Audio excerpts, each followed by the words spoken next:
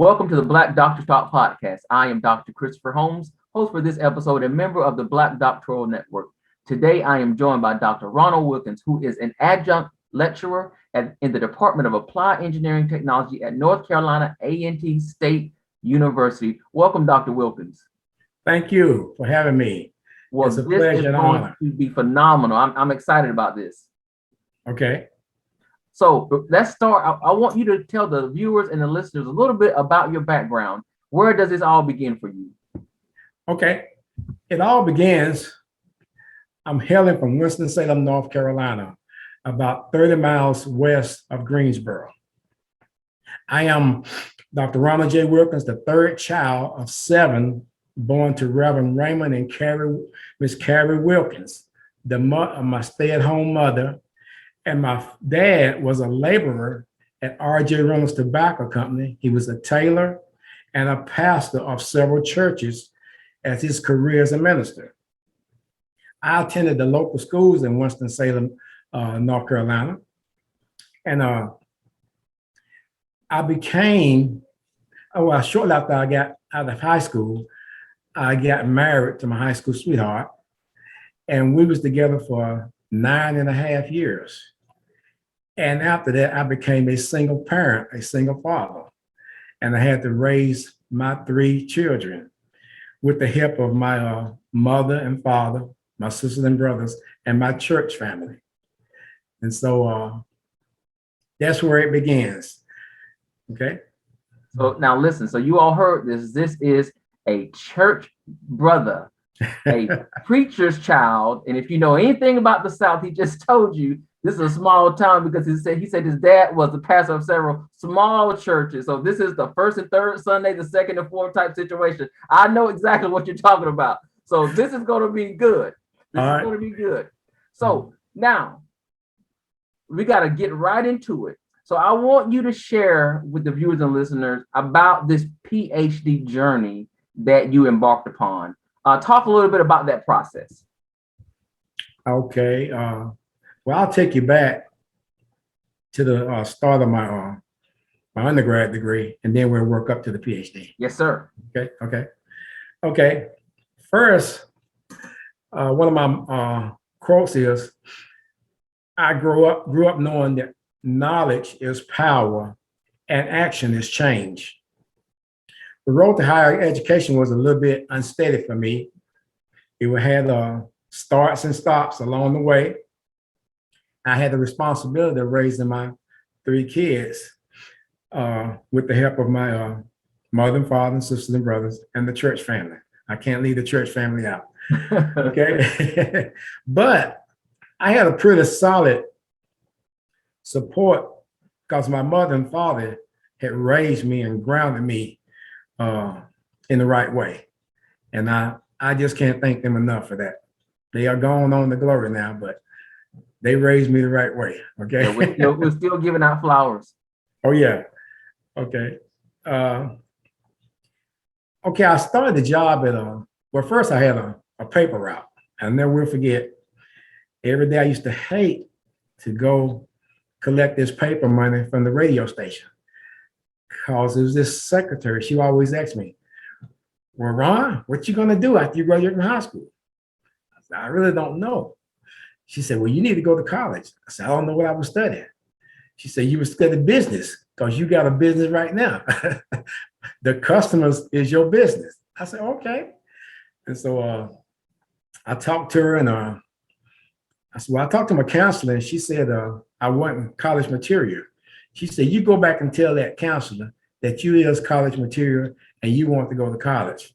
I said, okay. So I went back and told her. She said, no. She said, I still want college material. I said, so what I'll do, I'll wait. And I said, my dad didn't have enough money to send us to college. And so what I do, I'll wait till I get a good job with a company that's got tuition reimbursement. And that way I can use the tuition reimbursement plan and go to college. And so what I did, I started working at Westinghouse in 1971. And so I went up there and asked them about the tuition reimbursement plan. They told me, yeah, I could do it.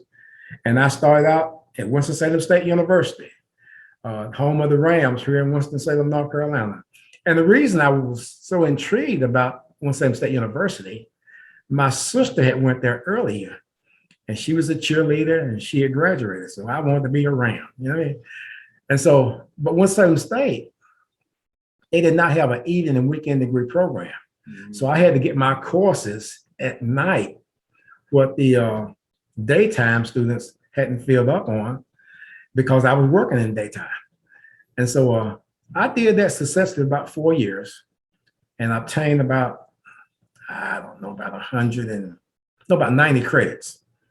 Wow. And so then I met this professor from Bennett College. She was teaching at Bennett in the daytime and came to Winston-Salem State, taught in the afternoons. And she said, Ron, why don't you just go over to Shaw University, to the Cape Center? I said, well, I want to graduate from Winston-Salem State because my sister graduated. She said, Ron, it don't make no difference where you graduate from, as long as you get that degree. I said, okay. And so I kept contemplating it, and then I made up my mind. And so I made the transition to Shaw University. And I was over there about a year and a half, graduated with honors. I think I graduated magna cum laude. Wow. And I was just feeling good about it. And I never will forget, one of the registrars over there asked me, said, well, Ron, what you gonna do since you graduated? I said, well, I already got a job. And I said, I want to get me a master's degree. And I'm gonna apply at certain schools and hopefully I can get in. So I had a good friend that was down to North Carolina A&T State University at the time. He was the vice chancellor of academic affairs. And so my girlfriend at the time, my fiance, who I'm married to now, she had a daughter. She was graduating from the School of Education. She's going to be an elementary school teacher. And my friend, who went to high school at Carver, and he was the speaker for that program.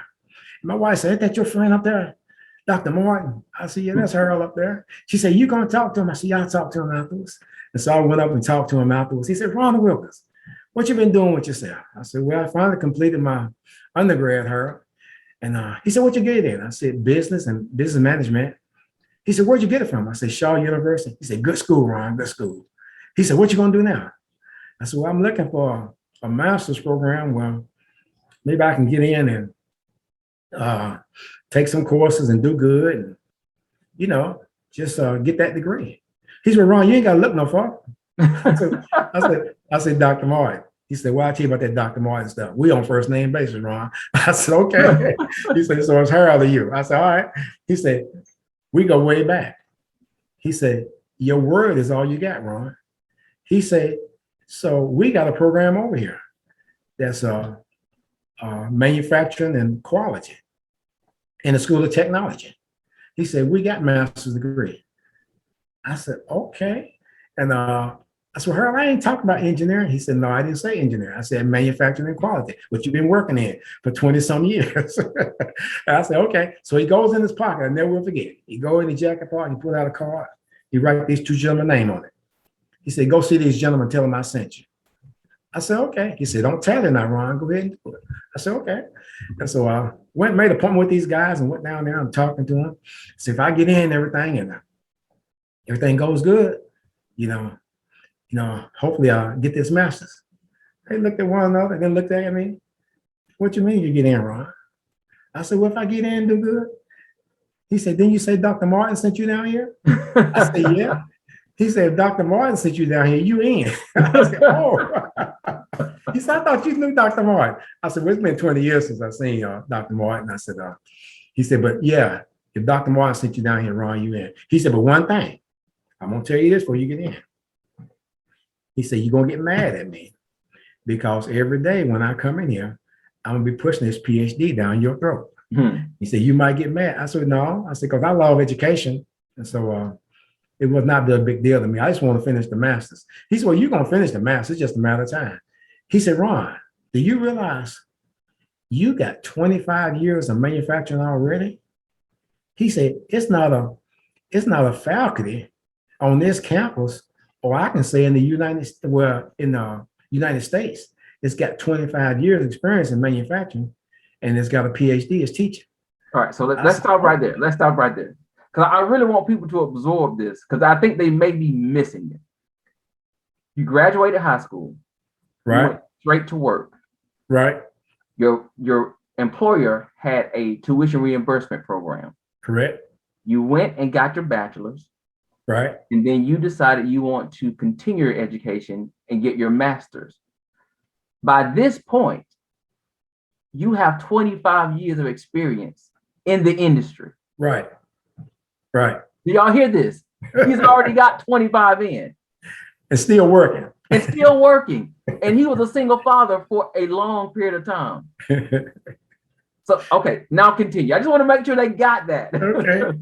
And so when I got into the program, and I took 3 courses starting out, and man, I made all A's. I was just so happy. And Chancellor Martin has said, Ron, if you ever over here, just come up and see me, and we'll talk if I got time or if I don't have nobody in there. He said, but you don't have to make no appointment. I say, for real? He said, yeah. He said, we go back that far. And so I was so excited, man. I went up to see him, didn't make no appointment. And then the lady said, I said, I need to see Harold Martin. She said, you mean Dr. Harold Martin? I said, excuse me, ma'am. She said, okay. She said, you got an appointment? I said, no, ma'am, I don't have an appointment. He told me I didn't need to make no appointment. She said, what? She said, give me your name again. I gave her my name. She said, hold on a minute. I'll be right back. She went to the door, it was cracked. She tapped on it and goes in. She comes back. She's shaking her head. I said, oh, what's wrong? He's not there. She said, oh, yeah, he's there. She, but Mr. Wilkins, it's Mr. Wilkins, right? I said, yes, ma'am. She said, I've been there 20-some years, maybe 25. She said, you the first person to come up in here and see Dr. Martin without an appointment. She said, do you know who's in there now? I said, ma'am, I have no idea. She said, the chancellor's in there now. And guess what? He had to make an appointment. I said, oh, I'm sorry. She said, no, I'm telling you, you got a friend in Dr. Martin. He said, he'll be out in just a few minutes. He'll see you. And sure enough, he came out. How you doing, Ron? I said, I'm doing all right. Dr. Martin? He said, well, I'll tell you about that doctor stuff. I said, okay. Now, he with the chancellor, right? He said, you know Chancellor Ford? I said, yeah, I know Chancellor Ford. How you doing? And he said, I'm going to walk him down to the elevator. I'll be right back. He said, you need a soda in there? I said, I'm good, Harold. And the secretary shook her head. She said, man, she said, I've been there 25 years. I've never seen nothing like it. Wow. So he comes back and we talking there. They come on in, Ron, let's catch up. He said, how's things going? I said, they're going good, Harold. They went great, good. I had 3 courses, made all A's. And he said, how's your daughter doing? I said, she's doing good. And he says, Ron, you ain't saying about the scholarship I promised you. I said, well, Harold, I didn't want to get nobody in trouble. I asked them about the scholarship. They told me they gave away the last scholarship. He said, hold up a minute, Ron, hold on. He said, I got to get my secretary in here. And he said, because Ron, we made a deal. You kept your end of the bargain. You've completed 3 courses with all A's. And for them to tell you there's no money over there, I know it is because my department puts the money over there. He said, because I know it's there. She says, I want the secretary to come in here and bring a tablet. She said, this is my friend, Ron Wilkins. We go back for over 20-some years. And he said, we made a deal and he's kept his end of the deal. Now I got to keep mine. He said, I told him we had scholarship money and the people over there told him they didn't have no scholarship money. So what we gonna do, we gonna pull the money out of that department and give Mr. Wilkins this scholarship because he kept his end in the bargain. He said, now Ron, what it look like if you go through here and complete it, and then you might have some friends that want to come over and pursue this route. And you say, well, Dr. Martin is over there. He promised me a scholarship, but he didn't give me. He said, no, I got to keep my word, Ron. He said, I know the money is there. So we're going to give you the scholarship. He said, by the way, how you pay for it? I said, Harold, I'm working. He said, that's right. He said, but no, you can put that money where you working to use somewhere else. He said, you've earned this scholarship, so we're going to give it to you. Wow. Wow. Wow. And then after she took some information and everything, he said, okay. He said, now let's get back. Talking about old times, Ron. He said, I said, okay, Harold. I said, Harold, I don't want to get nobody in trouble. He said, you're not getting nobody in trouble. I said, okay. He said, what you plan on doing after this? I said, I really don't know, Harold. I said, when I finish this master's, hopefully I can get a job. He said, Ron, don't take no job. I said, what? I said, Harold, I'm gonna need to make some money. He said, Ron, don't take no job. He said, I want you to go get a PhD. I said, that's what the professor's been telling me every day when I come in class. He said, Ron, you don't realize it, but you look around this campus here, you see a lot of black professors, male and female. He said, but if you look outside, just think outside the box. Think about a predominantly white institution. You can count the black male professors on one hand. He said, so I'm telling you, there's a need for black male professors. And he said, there's funding out there for people like you that's made good grades and is pursuing this field.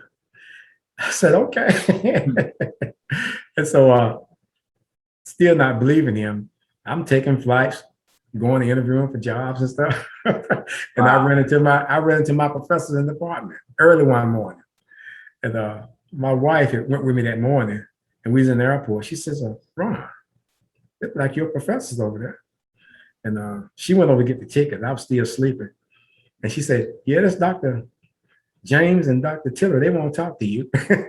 They won't know if you're going the same place they go. I said, well, they ain't going for no job interview. I'm not going.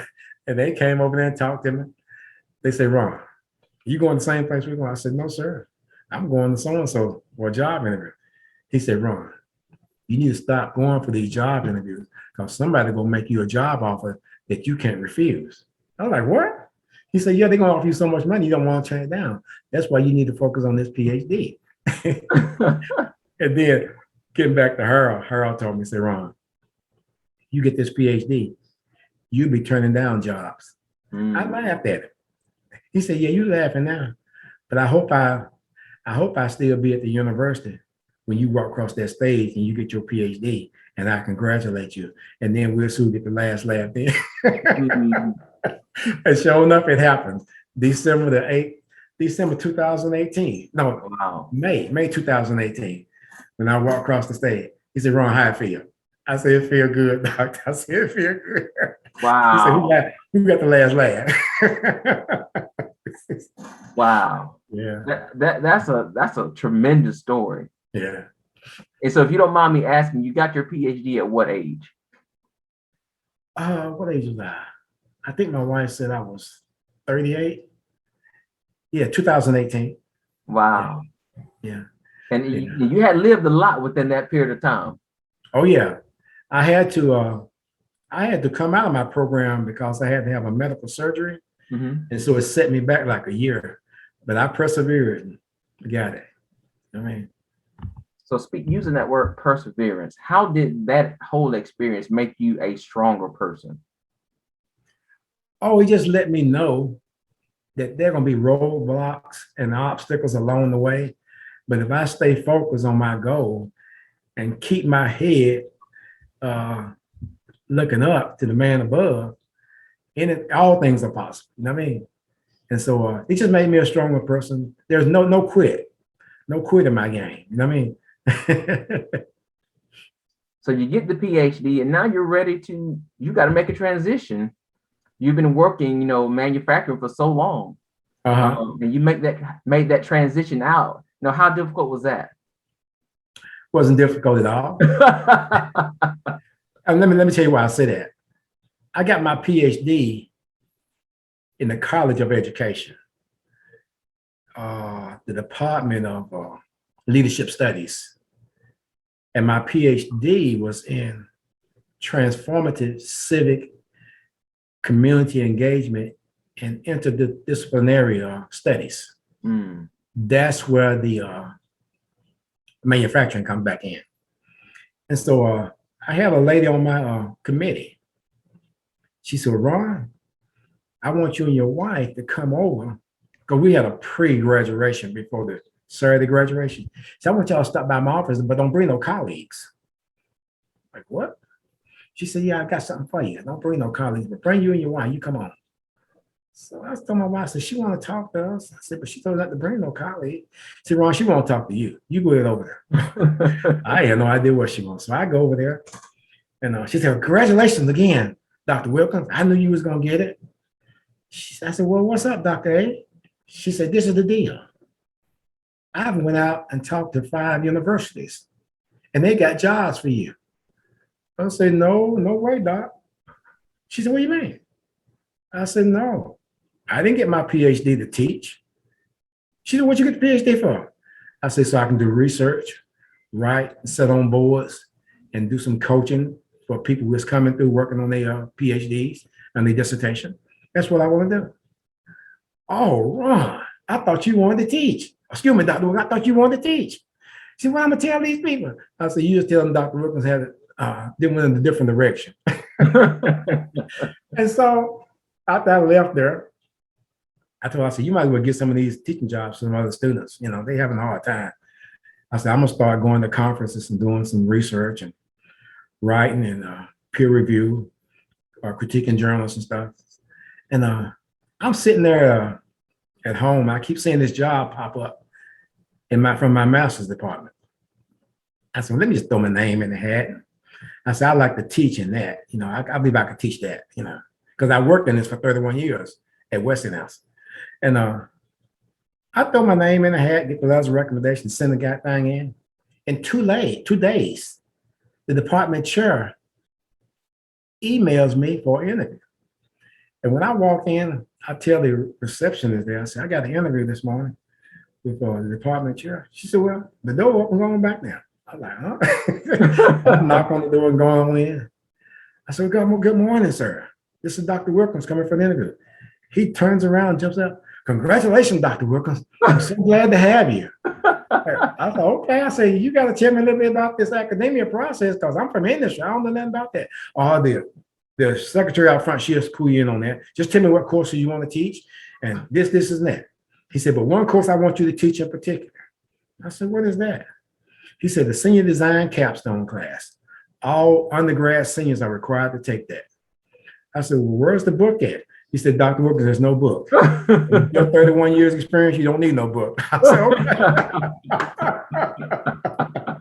And so I started out teaching. I teach 3 classes per semester. And I got that senior design capstone class.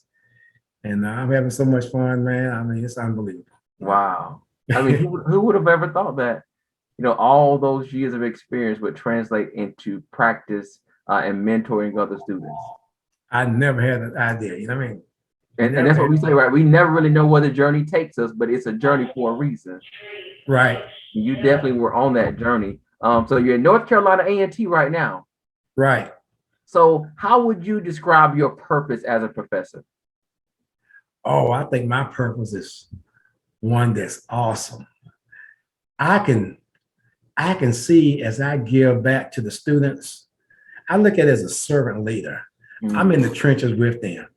And I give them time on late assignments. I even go back and open quiz and test that's past due because I want to see them make it. You know what I mean? And so I tell them, I'm down in the trenches with y'all because I was once sitting in this same seat where y'all sitting today.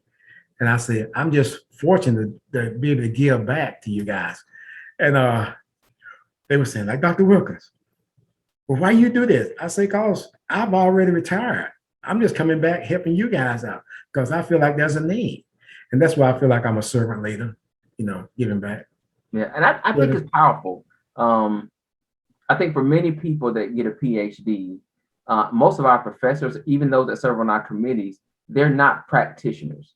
Right. There are people in academia, oftentimes that operate out of theory.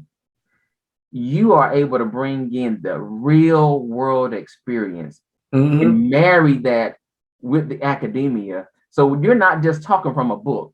You're talking from lived experiences. And I think that's beautiful. I'm in the field of education and I have professors that have never taught a day in their life in a school anywhere. Oh, wow. So when we talk about issues, it's coming from theories and books, but here I am saying, well, I know what that looks like in practice, and that's not quite it. And so I know the students love you because I know you, I'm looking at you, I'm listening to you, you got some stories inside of you. And I know that you share them on a daily basis. Yeah. Yeah. I try to share it with them. Even when we talk about February, which is designated as quote unquote Black History Month. I said, we're gonna take it a little bit further. We're gonna go 365. And so I said, we're gonna learn some science and technology, but we're gonna learn something about your history, some of your Black inventors and educators and leaders, you know. Yeah. And we talk about that, you know what I mean? So tell me this. So on this journey you have been on, who is somebody who has been a tremendous impact in your career and your success? Well, first of all, I just can't thank my mother and father enough because they really prepared me. They grounded me and really, I'll never forget my mom used to say, boy, you need to can all you can and get all you can all you can get. She said, you understand that later on. Yeah, yeah. And so my mother and father, my sisters and brothers, because they was like my cheerleaders along the way, even though they was grown doing their thing, out raising their kids. But my professors and my mentors, like we used to be the chancellor. Well, it used to be Dr. Harold Martin. Now he's the chancellor at North Carolina A&T. Oh. So I never will forget when I walked across the stage that day. He said, Ron, he said, who got the last laugh today? I said, yeah, you got the last laugh. He told you. He told you. Yeah, he told me. I had no idea. My wife reminds me all the time. She said, why don't you just close out some of them emails account? Because you just open them jobs and you just delete them because you on the platform. I said, no, because I don't need that job. No. Listen, I think the heavens opened up and led you to where you needed to be. I mean, you had to do it, just laid in your lap, right? And so I always say purpose is easy. Yeah. It's designed for you. Your door is open. You literally have to just walk through it. How proud are your children of, are your children proud of you? Oh man, I didn't realize how proud they were, especially my baby girl. She had some bumps along the way. She had a child, and she was trying to come back right after, I think she was 18 or 19 and had a kid. And Harold was telling me, Ron, don't rush her. We're gonna be here. The university gonna be here. Let her come back when she get ready. She need to bond with a child. I said, okay. And finally, after 20 years, her son was 20 years old. She came back and finished her degree at North Carolina A&T. Wow. She graduated a year before I did. And I told a couple of my professors about it, and we went to a celebration up there in the Coliseum. And when I graduated, like I said, they had that pre-graduation on the Friday before the big graduation. And they came down and hooded me and everything. And my son and my two daughters, they all gathered around my wife now and my dissertation chair.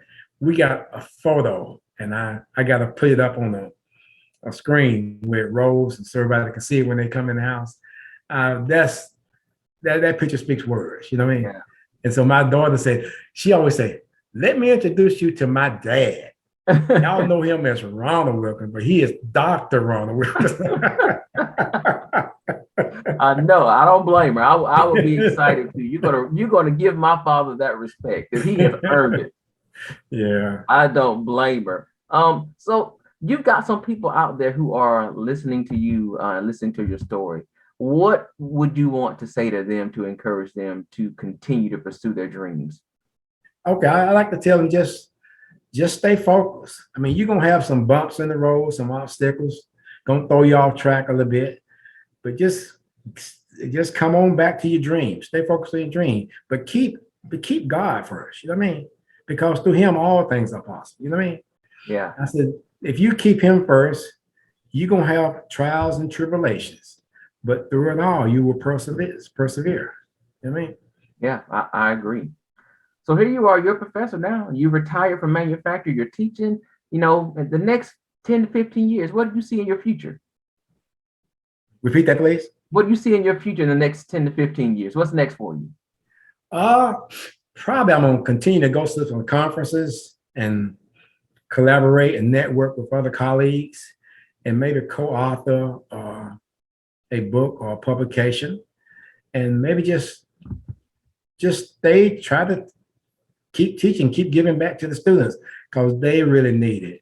You'll be surprised. Some of them don't even have a clue what a crescent wrench is, what a box end wrench is, and what a screwdriver is, Wow. And so I'm glad I can be there just to share that with them, Wow. I had one student that she was telling me, Dr. Wilkins, I said, how you doing that CNC class? That's computer numerical control machining.